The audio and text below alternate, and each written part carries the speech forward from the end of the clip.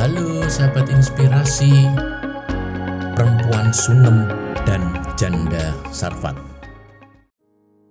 Apa yang bisa kita pelajari dari dua perempuan ini? Kisah perempuan Sunem ada di 2 Raja-Raja pasal yang keempat, dan janda Sarfat ada dalam 1 Raja-Raja pasal yang ke-17. Keduanya adalah 2 cermin kisah dalam Alkitab yang menunjukkan bahwa Allah tidak pernah membatasi karyanya pada status sosial manusia. Perempuan Sunem merupakan wanita kaya raya, terpandang dan memiliki rumah yang besar. Janda Sarfat, wanita miskin yang hanya punya segenggam tepung untuk bertahan hidup. Namun di mata Tuhan yang menjadi penentu bukanlah harta, tetapi sikap hati dan iman. Kita akan bahas tentang perempuan Sunem. Perempuan Sunem, seorang perempuan dari Sunem. Namanya tidak pernah disebutkan di dalam Alkitab, tetapi kisahnya tercatat dalam 2 Raja-Raja pasal yang keempat dan 2 Raja-Raja pasal yang ke-8. Kata Sunem berasal dari bahasa Ibrani yang berarti tempat peristirahatan atau 2 kali istirahat. Sunem adalah sebuah kota di wilayah suku Isakar, terletak di bagian selatan lembah Israel, sekitar 8 km di utara Israel, dan 3 km di timur Gunung Gilboa.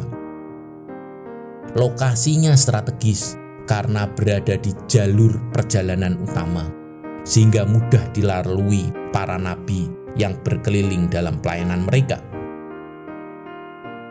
Perempuan Sunem ini dikenal sebagai seorang kaya raya yang memiliki pengaruh di daerahnya. Ketika Nabi Elisa sering melewati Sunem, perempuan Sunem ini menyambut Nabi dan menyediakan tempat khusus di rumahnya bagi Elisa. Sebagai jawaban atas kebaikannya itu, Elisa bernubuat bahwa ia akan memiliki seorang anak meski sebelumnya mandul, dan hal itu benar-benar terjadi. Beberapa waktu kemudian, anak itu meninggal secara mendadak, tetapi melalui doa dan tindakan iman Elisa, anak itu dibangkitkan kembali. Tahun-tahun setelah itu, ketika negeri dilanda kelaparan, perempuan Sunem ini taat pada nasihat Nabi Elisa untuk pergi dan mengungsi. Tetapi sesaat ia kembali ke tanahnya sudah diambil orang lain. Melalui intervensi raja yang mendengar kesaksian pelayanan Elisa, semua miliknya dipulihkan. Kisah perempuan Sunem tidak sekedar tercatat dalam sejarah, tetapi kebaikan hati itu adalah bukti Allah memperhatikan mereka yang menghargai pekerjaannya. Sepanjang perjalanan hidupnya, dari saat ia menerima seorang anak, menghadapi kehilangan, dan menyaksikan kebangkitan anaknya, hingga mengalami pemulihan ekonomi, pemeliharaan Tuhan nyata dan menyertai hidup perempuan Sunem ini. Ia memang tidak disebutkan namanya, tetapi tindakannya merupakan sebuah warisan iman, bahwa kemurahan hati pada hamba Tuhan tidak pernah terlepas dari pemeliharaan Tuhan sendiri. Dan berbicara tentang janda Sarfat, namanya juga tidak disebutkan di dalam Alkitab, dan ceritanya sudah sering kita dengar. Perempuan Sunem maupun janda Sarfat sama-sama membuka pintu hidup mereka bagi hamba Tuhan, dan dari situlah mengalir pemeliharaan yang tidak pernah berhenti. Ada pola ilahi yang sama dalam kedua kisah ini. Yang pertama, sikap hati. Keduanya rela memberi tempat bagi pelayanan dan pekerjaan Tuhan. Yang kedua, tindakan iman. Perempuan Sunem melayani dari kelebihannya, dan janda Sarfat memberi dari kekurangannya. namun keduanya melakukannya dengan tulus dan percaya. Poin yang ketiga, pengalaman iman.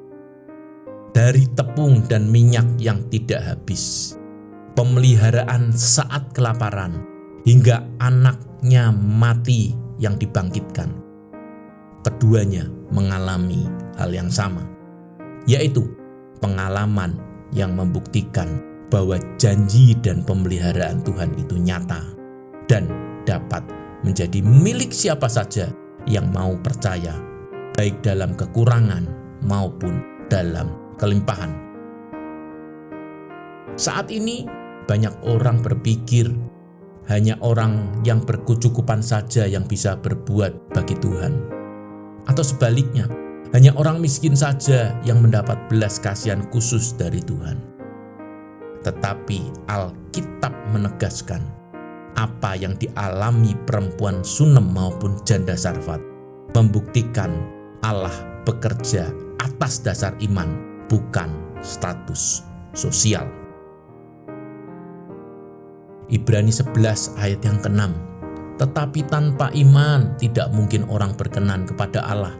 Ia harus percaya bahwa Allah ada dan bahwa Allah memberi upah kepada orang yang sungguh-sungguh mencari Dia.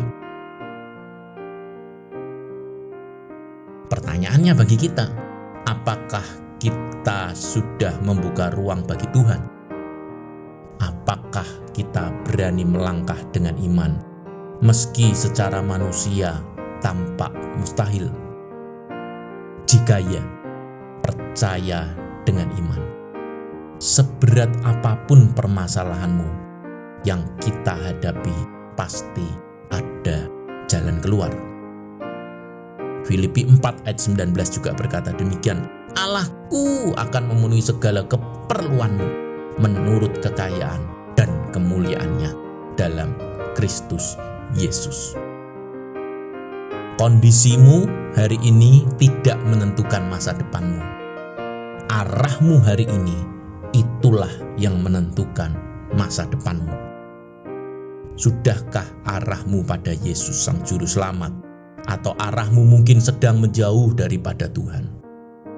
Jika ya, kembalilah arahmu kepada Yesus Sang Juru Selamat. Ada janji pemeliharaan Tuhan, ada janji penyertaan Tuhan. Karena Tuhan pernah berkata, Aku akan menyertai kamu sampai akhir zaman. Tuhan tidak pernah berjanji hidupmu akan terus mulus tanpa masalah. Tapi janji yang Tuhan berikan adalah janji penyertaan. Jadi, tetaplah arahkan pandanganmu hanya pada Yesus saja. Mari kita berdoa. Terima kasih ya Tuhan buat penyertaan Tuhan pada kesempatan saat ini. Engkau mengingatkan kami, Engkau tidak pernah memandang status kami. Engkau mengingatkan kami bahwa Engkau adalah Tuhan yang berdaulat atas hidup kami. Terima kasih Bapa, terus limpahkan kasih karunia-Mu dalam hidup kami. Terus berikan anugerah-Mu dalam hidup kami, agar kami tetap punya iman yang berpaut kepada Tuhan sendiri. Agar kami punya keyakinan untuk tetap berpegang akan janji penyertaan Tuhan dalam hidup kami. Terima kasih Bapa, hari ini kami akan berjalan di dalam terang dan anugerah Tuhan. Berkatilah kami ya Tuhan, berkati dan sertai keluarga kami dimanapun kami berada. Dan anugerah Tuhan senantiasa ada dalam hidup kami. Di dalam nama Tuhan Yesus Kristus. Haleluya. Amin. Tetap semangat, Tuhan Yesus menyertai Bapak, Ibu, Saudara-saudari semua. Haleluya.